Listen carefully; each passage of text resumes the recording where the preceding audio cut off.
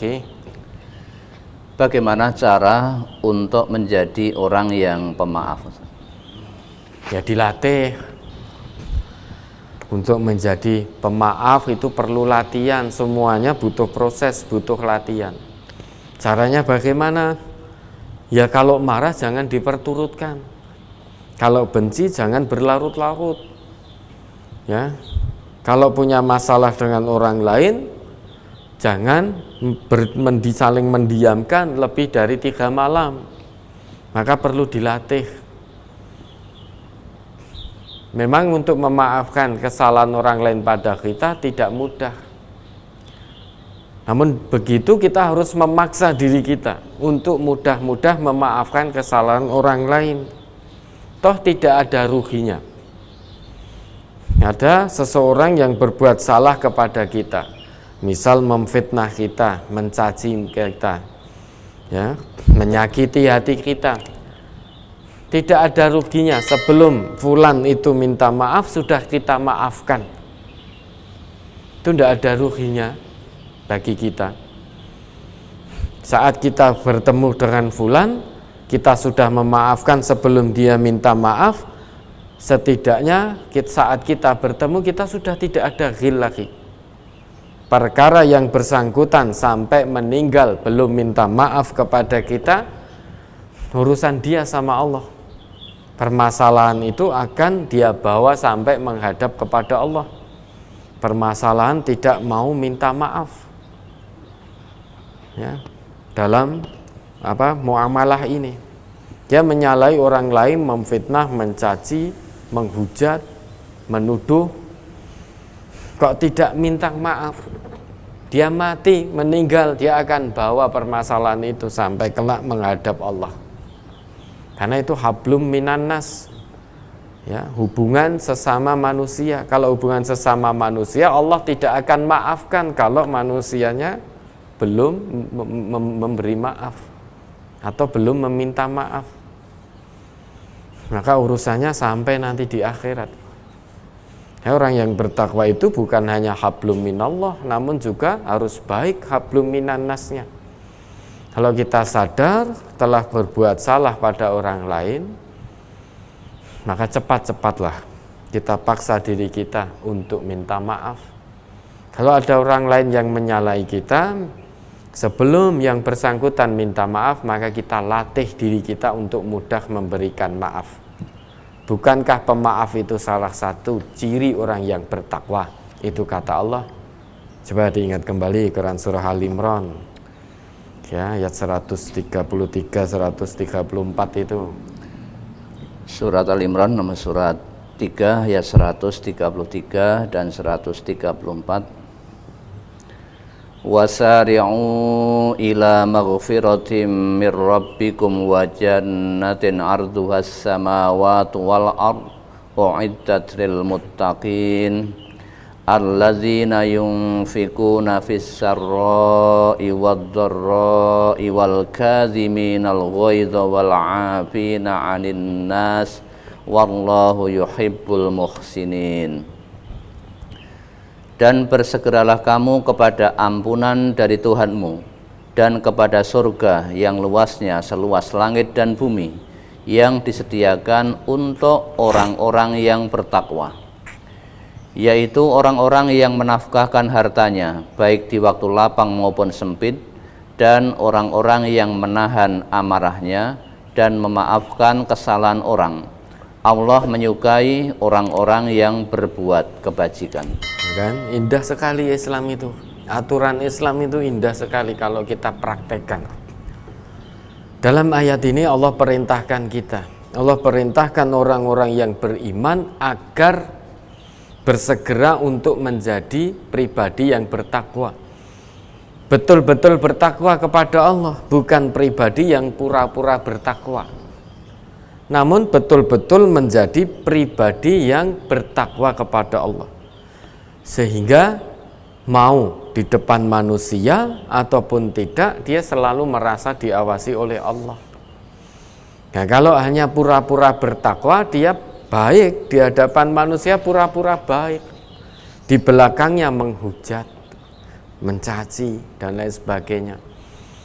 Nah, dalam ayat ini Allah perintahkan kita untuk bersegera menjadi orang yang bertakwa. Mengapa?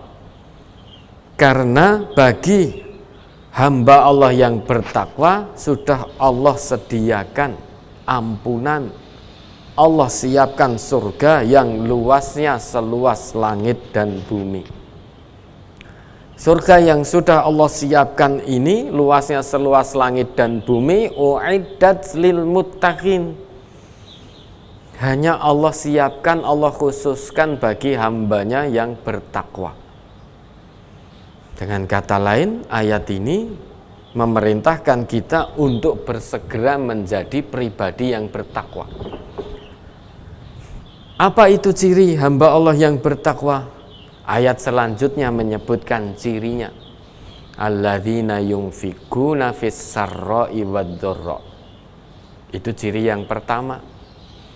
Orang yang berhak mendapatkan surganya Allah, orang yang berhak mendapatkan predikat takwa di sisi Allah, ciri pertama, dia gemar berinfak, menafkahkan sebagian hartanya di jalan Allah, baik dalam keadaan lapang maupun dalam keadaan sempit. Jadi kesempitan tidak menghalangi dirinya untuk senantiasa berinfak, membelanjakan, menafkahkan hartanya di jalan Allah. Meskipun hanya dengan sebagian kecil harta yang Allah anugerahkan, karena dia mengalami kesempitan. Allah berikan harta yang sempit, yang sedikit, namun itu tidak lantas menghalangi dirinya untuk tidak berinfak fisabilillah. Itu ciri pertama orang yang bertakwa. Kalau orang yang punya kelapangan, dianugerahi kelapangan, mungkin kita berpikir, oh wajar. Orang dianugerahi kelapangan, diberi harta, dianugerahi harta melimpah oleh Allah, oh wajar dia selalu berinfak. Mungkin kita berpikir seperti itu. Namun tidak sedikit orang kaya juga tidak mau berinfak, eman-eman. Untuk membeli kebutuhan duniawi tidak eman-eman.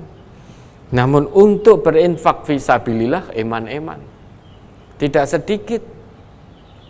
Tidak sedikit itu berarti banyak. Orang untuk membeli kebutuhan duniawinya, mengikuti gaya hidupnya, uang 100.000 itu warnanya merah, itu kurang, terlihat sedikit. Namun ketika uang 100.000 warna merah itu mau dimasukkan ke kotak masjid, itu jadi eman-eman, nilainya seperti besar sekali. Namun saat untuk belanja kebutuhan duniawi kurang, terasa sedikit. Punya uang 100.000 ke mall, itu terasa sedikit sekali. Tidak berani ke mall dengan hanya bermodalkan uang 100.000. Terasa kurang, sedikit, nggak dapat apa-apa, paling dapat apa, 100.000. Terasa sedikit. Namun saat di masjid, uang 100.000 itu mau dimasukkan, setan yang gudo. Wah, golekno sing pecahan wae. Kuwi gede loh, 100.000 kuwi. Sehingga terasa begitu banyak, nominalnya tiba-tiba berubah menjadi banyak. Sehingga eman. Sehingga krekes-krekes, krekel-krekel golek sing wernane liya. Nemunya biru, ya masih eman-eman. Sehingga sing agak coklat abu-abu letek itu 2000-an. Itu baru dimasukkan. Padahal anaknya sendiri diberi 2.000 sudah tidak mau. Anaknya diberi 2.000-an sudah dilempar-lemparkan begitu. Coba di Idul Fitri kemarin itu coba, anak cucu kita beri fitrah 2.000, mesti modo kan. Wah, 2.000 enggak mau. Nah, mungkin orang kaya, kita berpikirnya orang kaya itu infak, oh mudah saja karena Allah berikan, Allah titipkan kelapangan dalam harta benda. Belum tentu. Belum tentu orang kaya itu ringan hatinya untuk membelanjakan hartanya di jalan Allah, belum tentu. Tetap ada rasa iman-iman kalau hatinya tidak khusyuk kepada Allah. Orang kaya misalkan diberi anugerah oleh Allah 100 juta misalkan, dia tidak sedikit infaknya, hanya 100.000. Tidak sebanding dengan anugerah yang Allah berikan, takut melarat. Padahal harta yang sesungguhnya adalah yang diinfakkan di jalan Allah. Padahal Allah sudah berjanji, ya, hartamu yang kamu infakkan itu Allah yang akan ganti. Sehingga tidak ada ceritanya orang infak, orang sedekah fisabilillah menjadi melarat. Itu tidak ada ceritanya. Karena kita menggunakan matematika Allah, bukan matematika manusia. Matematika Allah butuh keyakinan yang mendalam dalam hati, bukan hanya sebatas logika. Kalau matematika duniawi, matematika manusia itu hanya berdasarkan logika dan nalar. Kalau matematika dunia 1 juta, keluarkan 100.000, ya tinggal 900.000. Itu matematika manusia.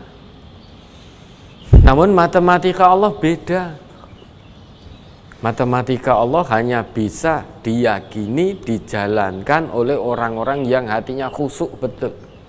Dia tidak khawatir rugi, tidak khawatir bangkrut, tidak khawatir miskin dalam berinfak. Punya 1 juta, infakkan 300.000, 500.000, dia yakin dengan janji Allah. Dia memberi makan saudaranya, punya kelebihan, dia berikan makan kepada saudaranya, tidak khawatir jatuh miskin. Karena dia yakin betul janji Allah, ya, memberi makan kepada saudaranya itu dalam syariat kita dijanjikan oleh Allah turun berkah. Nah, kalau kita hanya hitung-hitungan dengan matematika duniawi, matematika manusia ya selamanya nggak gatuk. Selamanya nggak gatuk, pasti eman-eman. Wah, uangnya punya hanya 500.000. Nanti nek diinfakkan 100.000 tinggal 400.000, padahal kebutuhan saya begini begitu, ini itu dan lain sebagainya. Itu matematika duniawi. Namun yang kita gunakan adalah matematika dari Allah dan butuh keyakinan penuh kepada Allah. Yakin betul dengan janji Allah. Memang secara hitungan 500 kurangi 100 jadi 400. Namun berkahnya yang tidak bisa kita nalar. Berkah, turun berkah dari Allah yang tidak bisa kita logika. Itu yang membedakan. Maka jangan takut. Ya, orang diberi kelapangan harta oleh Allah, jangan takut untuk bersedekah, untuk berinfak. Maka sedekahlah, infaklah sebanding dengan yang Allah titipkan. Karena sangat mudah bagi Allah untuk mengambil balik apa yang sudah Allah titipkan pada kita. Saking mudahnya hingga melebihi kemudahan daripada kita mengedipkan mata. Sehingga apa yang Allah titipkan saat ini pada kita, itu dalam sekejap bisa Allah tarik kembali. Sehingga kita menjadi tidak punya apa-apa. Jangankan hanya harta kekayaan, hanya keluarga, nyawa kita pun bisa dalam sekejap Allah ambil kembali. Maka salah satu ciri orang yang bertakwa, dia selalu gemar menafkahkan hartanya, yakin betul kepada Allah bahwa infak fisabilillah tidak akan menyebabkan dirinya melarat. Nah, maka itu hanya bisa dilakukan oleh orang-orang yang bertakwa. Orang yang tidak bertakwa kepada Allah tidak bisa menjalankan itu. Infak fisabilillah itu eman-eman. Karena hitungannya matematika dunia, matematikanya sendiri, bukan matematika Allah. Maka eman-eman. Tidak yakin dengan janji Allah turunkan berkah rezeki min haitsu la yahtasib, itu tidak yakin. Hanya yakin dengan nalar logikanya. tidak yakin dengan janji-janji Allah, maka orang yang bertakwa tidak akan mampu, selamanya tidak akan mampu menjalankan ini, yaitu menafkahkan hartanya baik di waktu lapang apalagi ya, dan juga di waktu sempit. Itu hanya bisa dilakukan oleh hamba-hamba Allah yang bertakwa. Kemudian ciri yang kedua, wal kadhiminal ghaidh, bisa menahan amarah. Orang yang bertakwa itu bukan berarti tidak pernah marah. Orang yang bertakwa bukan berarti tidak punya potensi untuk marah. Tetap dia juga manusia, tetap memiliki potensi untuk marah. Namun takwanya bisa menahan amarahnya, menyebabkan amarahnya menjadi bisa ditekan, tidak dilampiaskan. Dia yakin betul dengan sabda Nabi orang yang bertakwa itu, bahwa orang kuat itu bukan orang kuat dalam bergulat menang, dalam berkelahi menang, orang yang jago bela diri, bukan. Tetapi orang kuat, dia yakin betul menurut hadis Nabi, man yamliku nafsahu indal ghadab, yaitu orang yang bisa menahan amarahnya saat dia marah, menahan hawa nafsunya saat dia marah. Dia marah, namun dia berhasil menekan amarahnya, tidak dia lampiaskan. Itu salah satu ciri orang yang bertakwa. Nah, yang ketiga, wal afina 'anin nas, pemaaf, mudah memaafkan kesalahan orang lain. Ya, 3 ciri ini. Nah, memang harus dilatih. Tanpa dilatih, niscaya tidak akan bisa. Ya, untuk menjadi hamba Allah yang bertakwa tidak hanya bermodalkan teori saja. Teori-teori pengetahuan tentang takwa insya Allah sudah cukup, sudah paham. Teori bagaimana harus menjadi orang yang bertakwa dalam Al-Quran, dalam hadis sudah disebutkan. Sudah banyak para mubaligh, para da'i, para ustadz, kiai, habaib yang menjelaskan teori-teori takwa dalam Al-Quran dan juga sunnah Nabi. Namun untuk bisa menjadi hamba Allah yang bertakwa tidak hanya cukup bermodal teori, butuh praktek, butuh tatbik, butuh mumarosah, butuh praktek. Kalau hanya sebatas teori tidak ada manfaatnya. Al-ilmu bila amalin kasyajari bila samarin, ilmu tanpa amal seperti pohon tanpa buah. Maka teori saja tidak cukup. Teori dan praktek, nadoriyah wa tatbiq, kan itu teori dan prakteknya, itu yang diperlukan untuk menjadi hamba Allah yang bertakwa. Setelah memahami teori-teori tentang takwa, maka mari kita paksa diri kita untuk mempraktekkan teori yang sudah kita pahami. Memang berat, karena untuk mempraktekkan teori ketakwaan ini itu berhadapan langsung dengan hawa nafsu kita. Bagaimana mungkin kita dipukul orang, nafsu kita selalu ingin membalas dengan pukulan yang lebih dahsyat, lebih menyakitkan. Kita difitnah orang, nafsu kita itu mengajak kita untuk membalas fitnahannya dengan lebih keji. Tetapi Quran memerintahkan hambanya yang bertakwa, idfa' billati hiya ahsan, balas perbuatannya dengan perbuatan yang lebih baik. Kita dipukul sekali, pengennya bukan hanya mukul, pengennya orang itu menghajar, kan? Difitnah sekali, pengennya memfitnah berulang kali dengan balasannya. Namun ternyata hamba Allah yang beriman tidak diperkenankan. Idfa' billati hiya ahsan, balas perbuatan itu dengan yang lebih baik. Itu bertentangan dengan nafsu dunia kita. Pengennya membalas dengan yang lebih. Bagaimana mungkin orang menyakiti kita, ya, menyakiti kita baik dengan perbuatan maupun dengan lesannya. Tentu nafsu kita manusiawi, kita ingin membalas. Diunek-unek ke pisan, kita pengen ngonek-ngonek ke gendi. Dibohongi sekali, pengen kita membohongi 2, 3, 4, 5 kali. Pokoknya pengen membalas dengan balasan yang lebih dahsyat. Itu nafsu kita. Namun ketakwaan ngerim nafsu kita dengan idfa' billati hiya ahsan. Balas perbuatan mereka dengan perbuatan yang lebih baik.